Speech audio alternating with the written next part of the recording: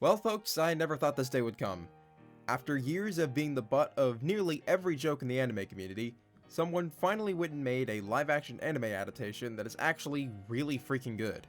For those of you that have been living under a rock, Netflix recently just released the first season of their live-action adaptation of One Piece, one of, if not the most popular and successful manga ever written.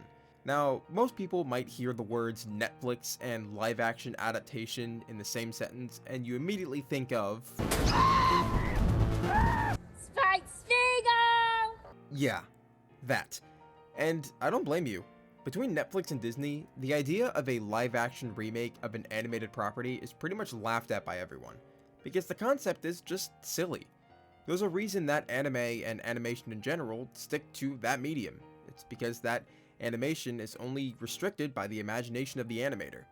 Meanwhile, live action, while technology has improved greatly to the point where you can make previously undoable things doable, it still has its limits. But surprisingly, the live action One Piece show is actually really good, and is probably the best live action adaptation of any anime I've seen. And this video is going to be dedicated to me breaking it down and explaining why that is. This isn't going to be a super deep breakdown, not like a 1-hour video essay deal. I just had a lot of thoughts on this show and wanted to express them, which is basically my entire channel in a nutshell. Anyways, let's get started. Now, the first thing that this show does that leads to its success is this really important thing that you're not going to believe. I know it's hard to believe that this is a necessary component when adapting a property, but take notes because you want to hear this. You ready? They treat the source material with respect, and they do their best to adapt it faithfully. No way! I know, it's crazy to think about, but it's true.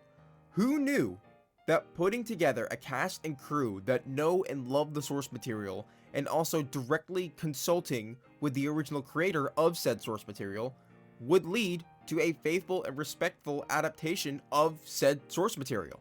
Truly, it's beyond even the most brilliant of minds. Okay, all joking aside, it was clear that a lot of love and passion went into this show, which is not something you can say for other adaptations, anime or otherwise. I'll never understand the thought process of deciding to adapt a property into live action, or just adapting a product from one medium to another in general.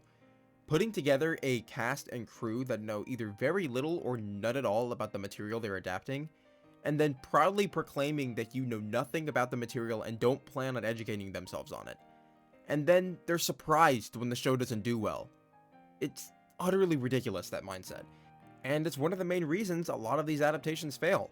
I know, big surprise. But that's not the case with One Piece. The head showrunner and executive producer of the show is a longtime fan of One Piece, and all of the lead actors, specifically the actors of the Straw Hat Pirates, are also huge fans of the show. I mean, heck, Makenyu, the actor for Zoro, grew up with the series, and Emily Rudd, who plays Nami, has been an anime fan for basically her whole life. All of them are super passionate about the roles that they play, and you can really tell in the final product. This adaptation has so much love and care put into it, and you can tell that from everything from the sets, to the scenes, to the costumes, to all the little Easter eggs that are sprinkled throughout the show. It's obvious that this manga, and show as a whole, means a lot to them, and they put their heart and soul into making sure that they got this right, and they have my undying respect for that. One thing that I also think led to the success of this show was the cast. Now, I knew relatively little about the casting of this show aside from some light googling when they first got announced, but I watched a bunch of videos with them after I finished the show, and honestly, I fell in love with them all. These 5 people feel less like work friends and more like an actual group of regular friends that hang out regularly, which hilariously corresponded with the actual dynamics of their characters in the show, which I think just shows how perfect they were for each individual role. Seeing Iñaki, the actor for Luffy, meeting Eiichiro Oda and the Japanese VA for Luffy warmed my heart. Seeing these legends in their respective fields give their respect for Iñaki and how well he plays Luffy just made my day. And you can see it in his face too, you can just tell how humbled he is by all the praise he's getting. Which he does deserve, by the way, don't get me wrong, but we'll get to him later. Besides the 5 Straw Hats, the other cast members were also perfect. I really fell in love with Garp and Mihawk, who play their roles beautifully and were some of my favorite parts of the entire show. Mihawk in particular I found to be really freaking cool, which translates really well from the show because Mihawk is also super freaking cool in the anime and manga too. His introduction in this show is absolutely perfect. Seeing him casually talk on the phone with Garp while tearing up hordes of Marines like it's no big deal, it's a great introduction for a character like that. Other characters like Kobe, Helmeppo, Buggy, and Arlong also all have great casting, and capture their characters beautifully, which is another thing I wanted to talk about. The characters in this show are handled perfectly. One of the reasons live-action anime shows always fail is that they either try too hard to capture the feel of the anime, which doesn't translate well into live action for many reasons, or they don't try at all and change the characters drastically to the point where they aren't even the same person anymore. But this show manages to balance that perfectly. All the characters in One Piece are so full of life and personality and energy, some definitely more than others. And for a lot of characters, translating some of the more extreme ones like Luffy into live action could come across as very annoying, which is one of the things I really feared leading up to the show. But they handled it really well. The spirit and core of the characters are still there and all intact. Every single character present feels like their anime counterpart, but they're all changed or altered in small ways that make it more appealing for a live action show. Luffy still feels like Luffy, but he also feels more tame, which makes sense since, given how bombastic he is in the show, trying to translate a character like that into live action might lead to him being very annoying. But this is why this show works. They know the limitations when putting an animated show into live action and work around them in ways that feel organic and not compromising to the original source. It's crazy that it's taken people this long to realize that adapting something like anime one-to-one in a live action will never go well. Another thing about the show that really blew me away were the sets. When they first showed those initial clips of all the boats they made for the purposes of this show, I was blown away. Every single place in this show is a real location. Every boat, every building, all of it is real and authentic, and it feels so refreshing. None of that modern movie garbage with characters walking around in front of a green screen all day pretending to be surprised at something going on. These are real boats, really on the water, and they all look like they came right out of the show, which is amazing. Speaking of other aspects that look like they came right out of the show, the costumes. I don't know who they hired for the costume designer, but let me tell you, they knocked it out of the park. Every single character looks like they came straight out of the manga, and it's crazy. And they do it while not making everyone look too silly or like a cosplayer trying too hard. Well, I guess Buggy looks a bit goofy, but you kind of have to with him. That's basically an exception. I'm also just surprised at how much of the story they were able to fit in just 8 50-minute episodes, because it covers a lot of content. They managed to cover everything from Romance Dawn to Arlong Park, and it doesn't at all feel that rushed or badly paced at all, which really blew me away because I figured that the pacing would be one of the biggest issues with this show, considering how much they were covering. But they managed to make it work somehow by changing the story in little ways, cutting out stuff that's not immediately important, though that does unfortunately mean that no Michael Jackson in Syrup Village, and also, unfortunately again, we have to miss out on scenes where the Straw Hats are just chilling on the Mary, which is a huge bummer for me because in my opinion, some of the best One Piece moments are the scenes where they're all just chilling out on their ship and hanging out. We do get tastes of that every now and then, but it's not as much as the anime or the manga.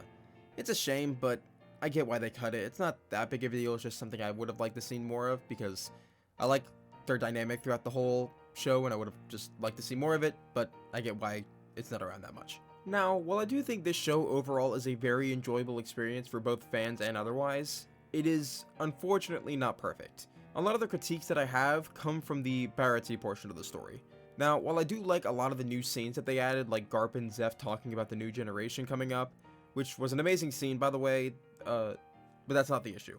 The main issue that I have comes from how they handled Sanji and Don Krieg.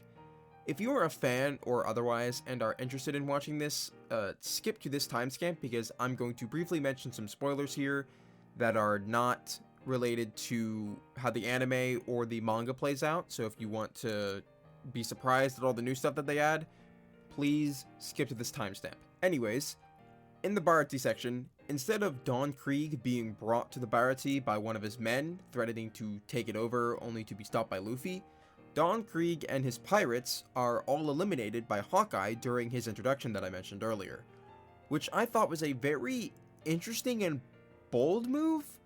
A lot of the changes up until now had been very small up to this point, and all served some kind of purpose, and that was to either progress the plot along further or have some kind of extra character moment, which were all fine. They didn't really impact the overall story in that way. They were just like small changes to the flow of the story that just made it easier for the format that this show is trying to do.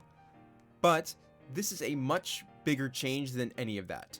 Now, while I'm sure they had their reasons for this change, I think it in some way hinders Sanji's character a bit.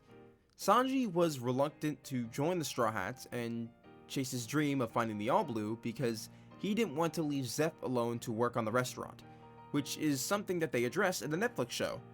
But both him and Zeph's minds are changed on Luffy when they see him fighting Don Krieg, someone that barely knows them, risking his life to protect their restaurant. This is what gets Zeph to change his mind about Luffy, and is what encourages Sanji to go along with them on their journey. Without Don Krieg there for Luffy to prove himself, Sanji joining the Straw Hats and immediately being on board with them, especially since in their one fight together they all got their butts handed to him, it feels very, I want to say artificial, but that doesn't seem right. Rushed, maybe? That doesn't really feel like it either, I don't know. At the same time, it didn't bother me too much at the time, mainly because, for one, it had been a while since I had seen this part of the story, and I'm already accustomed to the relationship between Sanji and the Straw Hats now, but in hindsight, as I thought about it, it did make a lot of sense, unfortunately, and that's just, sadly, one of the things that they had to sacrifice in order to make sure that the story stayed well-paced. And also, since we're talking about criticisms, while the CG in this show stays relatively good most of the time, much better than I expected, there are a few shots where it just looks not that good. I'm not holding it against them though. I'm not sure what their budget was, but at the end of the day, it is a live-action anime Netflix show. It's not like they have a Disney budget for this stuff or anything. Though, the show does look better than any live-action Disney film has for the last, few years, to be fair. So maybe that's not, a fair comparison. There are also just some scenes throughout the show that just seem a bit too cartoony. Like, some shots look kind of awkward, or they're just fight scenes where the Marines or other random horde enemies just mindlessly run towards their opponents just to get punched or knocked out. Though, to be fair, that's basically what they do in the actual show anyway, so I guess it's not that far off from the original. Fortunately though, despite some flaws, this show does make up for it by making sure that they stick the landing on all the important scenes. And oh boy, did they. All of the Luffy and Shanks scenes, Luffy and Zoro versus Morgan, Zoro versus Mihawk, Luffy's talk with Nami and the following walk to Arlong Park, every character's backstory, and of course, Luffy versus Arlong. Each one of these scenes are iconic in the One Piece community, and the team knew this, which is why you can tell that they did everything in their power to make sure that these scenes were good, and they succeeded on every possible front. Each one of these scenes are faithfully adapted in the best way possible, and you can just feel the passion oozing out of it. In fact, you can feel that throughout the entire show. I know I keep saying that, but it's just true. It's a fact. You can just tell that there was so much love for the source material in this project. Everything from the little Easter eggs and references, character actions and catchphrases, foreshadowing to future events.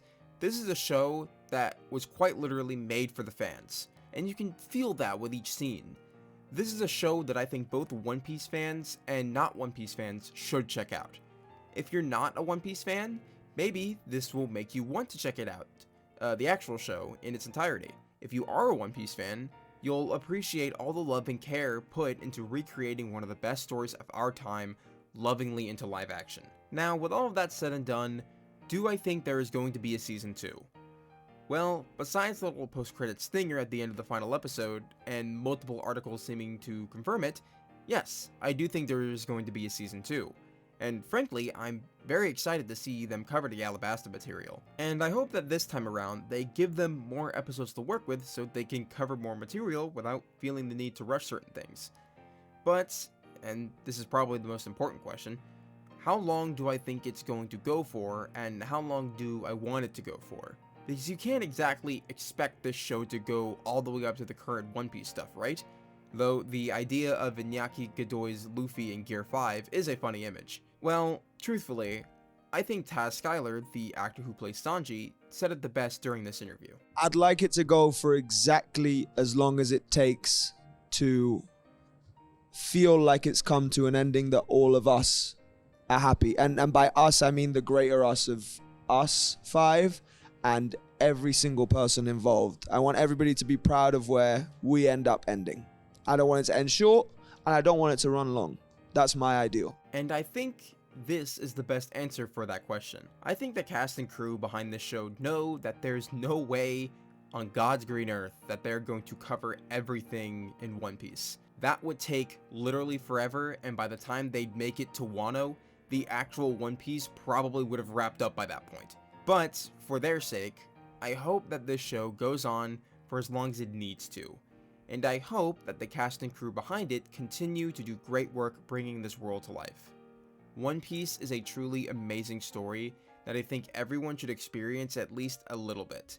And I think this new Netflix series is an amazing way for non-fans or people who are just skeptical about anime in general to experience the story. So if you're not a fan of One Piece or are interested in it at any capacity, check out the Netflix show to see if it's something up your alley.